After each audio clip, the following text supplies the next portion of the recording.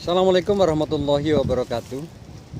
Alhamdulillahirrabbilalamin. Salam santun selalu untuk teman-teman, untuk sahabat Dewa Kultur.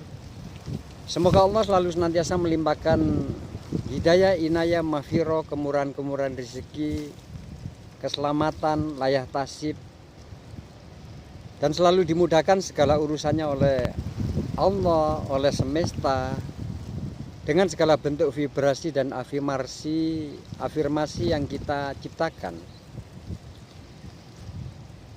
Kalau kita mau mengkaji tentang al-insanu sirri wa anasiri, manusia itu dianugerahi kekuatan super dahsyat, kekuatan super power di dalam diri kita.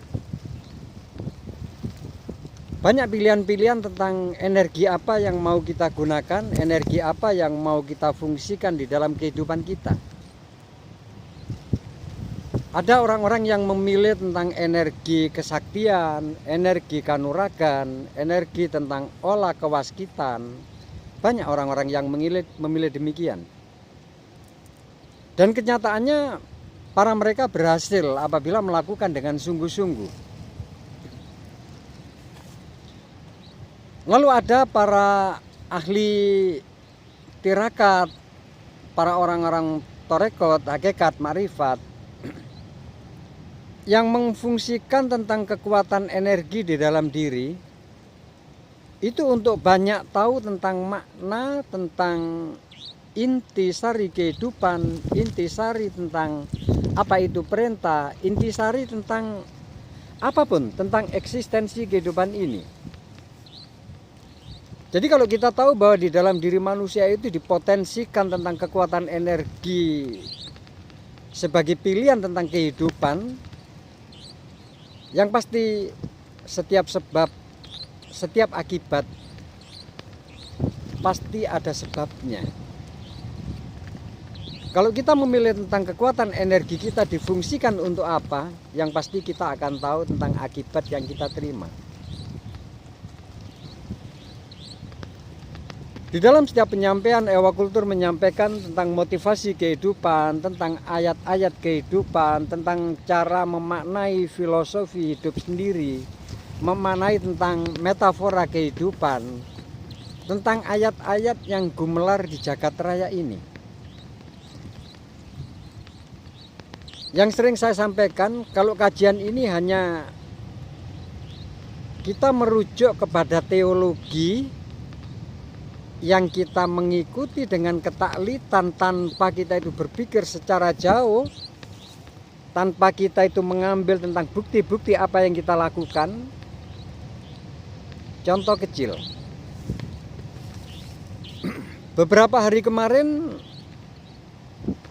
umat Islam merayakan Hari Raya Kurban, takbir dikumandangkan.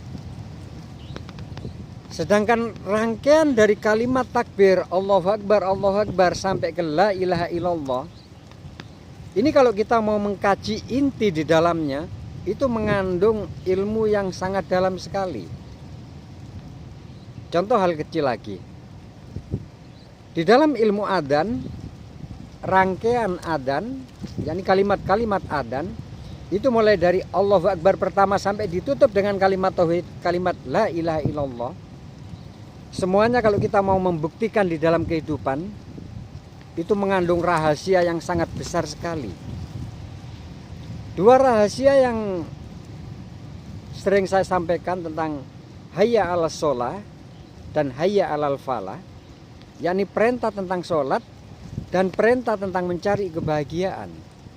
Kebahagiaan apa?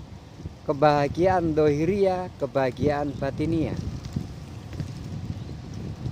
Yang pasti semua itu tidak akan pernah kita dapat, dan yang pasti kita tidak akan pernah bisa menikmati kehidupan di semesta ini dengan betul-betul nikmat apabila kita tidak mau mengkaji secara dalam. Mengkaji ilmu secara dalam pula itu pun sangat berbahaya. Mengkaji ilmu tauhid secara jauh tanpa kita betul-betul memiliki dasar pondasi yang sangat kuat, tanpa memiliki seorang mentor. Jadi jangan harap kita betul-betul menguasai tentang ilmu itu sendiri. Makanya ilmu nantinya akan bagaimana? Akan kocar-kacir. Setelah ilmu kocar-kacir, perilaku kita akan selalu hakikatan. Main benar sendiri, nyari benar sendiri, nyari pembenaran sendiri. Contoh tentang pengetahuan-pengetahuan yang mungkin mengocok tentang otak kita. Andai kata ada bahasan, saya itu salutnya di dunia luar sana tentang teologi, tentang bahasan-bahasan yang disampaikan di YouTube, itu membahas ilmu apapun tentang di luar pemahaman secara umum, itu sangat bebas. Andai kata ada bahasan itu, bagaimana kita menerima seperti ini? Jin, setan, iblis tidak pernah bersalah di muka bumi ini. Tanpa ada jin, setan, iblis, tidak akan pernah ada orang-orang religius, tidak akan pernah ada orang-orang alim, tidak akan pernah ada orang-orang baik, tidak akan pernah ada orang-orang yang mungkin mengkaji tentang apa? Tentang agama. Karena jasa jin, setan, iblis itu ada nama orang-orang baik, ada energi-energi baik, ada energi-energi positif. Itu andai kata loh, insya Allah nantinya akan saya bahas tentang jin, setan, iblis tidak pernah bersalah. Kalau kita kembalikan kepada kodrati, maksudnya kita kembalikan kepada kodrati bagaimana? Kalau kita pikir secara logika, jin, setan, iblis itu diciptakan oleh siapa? Oleh Sang Maha Hak, oleh Sang Maha Akbar, oleh Sang Maha Sang Yang Menang. Artinya diciptakan oleh Tuhan. Setelah diciptakan oleh Tuhan, si iblis, jin, setan ditugaskan apa? Ditugaskan menggoda manusia. Sehebat-hebatnya menggoda. Makanya tentang penampakan jin yang macam-macam, penampakan wujud yang macam-macam, mau pocong, mau gundurwo, mau apapun yang ada di Indonesia, pun yang ada di luar sana, di luar negeri sana, itu karena hasil olah manusia menciptakan dari otak, dari pikiran kita. Nah, sedangkan sumpah iblis itu pernah berdialog, sumpahnya bagaimana? Orang-orang yang memiliki rasa ketakutan tinggi, orang-orang yang memiliki kekhawatiran tinggi, itu adalah makananku. Kenapa mereka demikian? Karena mereka tidak mengerti tentang siapa? Tentang hakikat si iblis, jin, setan, dan seluruh apapun nama yang ada di dalamnya. Nah, kalau kita mau berbicara tentang jin, setan, iblis, apakah nggak sinonim? Bagaimana dengan para malaikat? 10 malaikat yang kita kenal ditugaskan oleh Allah patuh dengan tugasnya. Nah, kepatuhan antara iblis dan malaikat ini kalau bukan Allah, siapa lagi yang mau digugu, yang mau dituru, yang mau diugemi? Hikmahnya, kalau kita kembalikan tentang takdir, kodok, kodar, perintah, anugerah, kekuatan, energi, itu semuanya dari Allah. Itu tinggal manusia yang dibekali oleh akal, pikiran, bagaimana kita itu meminit, memolah, memilah tentang apa? Tentang seluruh perilaku, tindakan kita. Makanya ada kata-kata tentang kesadaran. Bagaimana di doa Sayyidina Akasa itu dibahas tentang manusia-manusia yang sadar, yang tidak menyadari, manusia-manusia yang bagaimana? Yang merasa tentang seluruh tindakan perilakunya benar apa ora.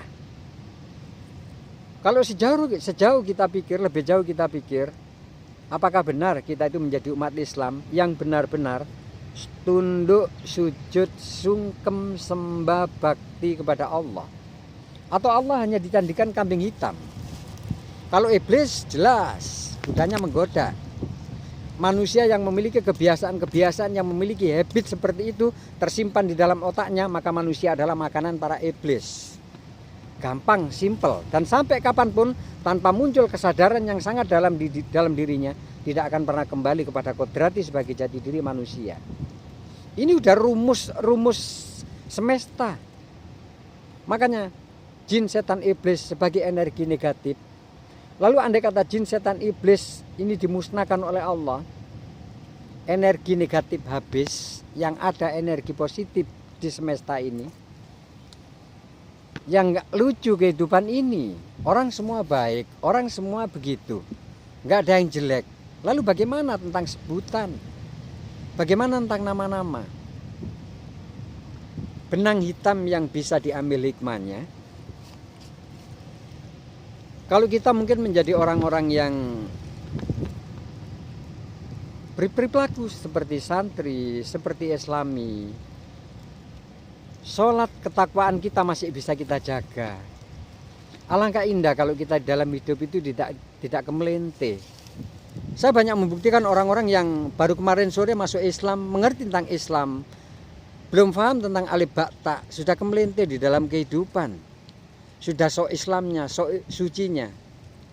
Padahal kalau kita mau tahu, kita mau sampai di dalam kesadaran diri, orang-orang yang tolol di muka bumi ini adalah orang-orang yang mengaku dirinya hebat, orang-orang yang mengaku dirinya suci, orang-orang yang mengaku dirinya bersih. Nah, ketololan ini kalau kita nggak pahami, ya akan lebih enak kita itu ditipu oleh ilusi-ilusi mengatasnamakan tentang apa? Tentang sembah, bakti, sujud kepada Allah. Jadi seyogyanya di zaman sekarang, di era sekarang ini, kita mau mempelajari ilmu itu wasilah banyak sekarang. Kita mungkin mau mencari apa, itu banyak wasilah. Jadi alangkah indah kalau wasilah-wasilah mungkin berupa YouTube atau apapun ilmu-ilmu yang dibahas di dalam media elektronik, itu kita manfaatkan arahnya ke arah positif. Terakhir, sebagai perenungan, perwujudan jin, setan, iblis dengan segala bentuk nama di daerah, di pulau masing-masing, itu kenapa kadang kita berbeda? Itu karena manusia di setiap lingkungan, setiap daerahnya itu menciptakan nama-nama perwujudan yang berbeda-beda. Intinya, manusia memiliki kekuatan superpower tentang pikiran kita. Nah, pikiran kita mau diarahkan kemana? Kalau mau kita arahkan untuk mencari kepositifan tentang hidup dan menjadi habit di dalam kehidupan, maka kita akan selalu positif di dalam kehidupan ini. Dunia ini sebenarnya dengan segala isinya, dengan segala bentuk eksistensinya, dengan segala bentuk mobilitas tentang pencarian duniawi, sebenarnya tidak akan pernah ada ruwetnya dan tidak pernah meruwetkan diri kita. Kalau kita tahu tentang kunci tentang keduniaan itu sendiri, dan kita tidak kita tidak dipontang-pantingkan oleh duniawi, oleh mobilitas duniawi itu sendiri. Semoga sedikit-sedikit di pantai selatan ini apa yang saya sampaikan menjadi motivasi, menjadi penyemangat, menjadi vibrasi yang akan sampai di dalam kesuksesan. Dan selanjutnya ke depannya teman-teman bisa menikmati setiap kehidupan ini, lalu bisa tenang di dalam kehidupan ini, dan banyak tahu tentang filosofi keagamaan, filosofi tentang teologi, filosofi tentang keimanan, dengan seluruh sejarah-sejarah yang pernah kita dengar. Saya Dera Ewa Kultur selalu sambung doa dengan para teman, para saudara. Semoga menjadi orang-orang yang selalu senantiasa bakti, sembah sujud kepada Allah, berlimpah kemurahan rezekinya, selalu senantiasa sehat di dalam setiap tarikan nafasnya sampai akhir hayat kelak. Saya iri, wabillahi taufik wal hidayah. Wassalamualaikum warahmatullahi wabarakatuh.